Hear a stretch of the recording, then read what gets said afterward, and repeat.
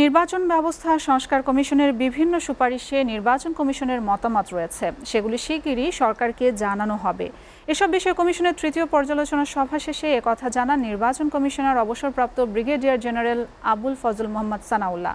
এছাড়া তিনি জানান, শুধু জনসংখ্যা নয়, ভৌগোলিক আয়তন ও অবস্থান এবং সবশেষ জনশুমারির ভিত্তিতে সংসদীয় আসনের সীমানা নির্ধারণ করা হবে। হেদায়েতুল্লাহ সীমান্তের প্রতিবেদনে বিস্তারিত।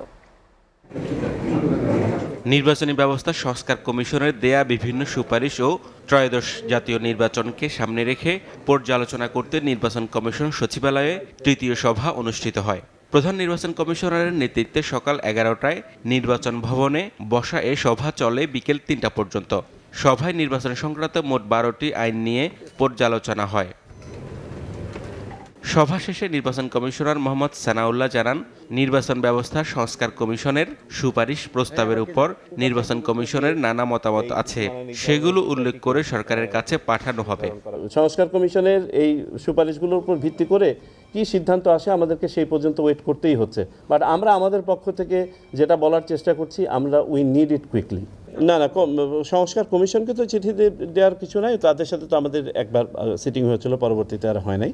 এটা আমরা সংশ্লিষ্ট মন্ত্রণালয়ের মাধ্যমে বা অফিসের মাধ্যমে আমরা জানাবো আমাদের অবজারভেশন। নির্বাচন কমিশনার আরও বলেন, জাতীয় সংসদের নির্বাচনী এলাকার সীমানা নির্ধারণ আইনে কিছু ত্রুটি বিচ্যুতি রয়েছে। শুধু জনসংখ্যার ভিত্তিতে এটা করলে হবে না, ভোটার সংখ্যা সহ ভৌগোলিক সীমারেখা ও অন্যান্য অনুষঙ্গ বিবেচনার ভিত্তিতে এই আইনটিকে ঢেলে সাজাতে হবে।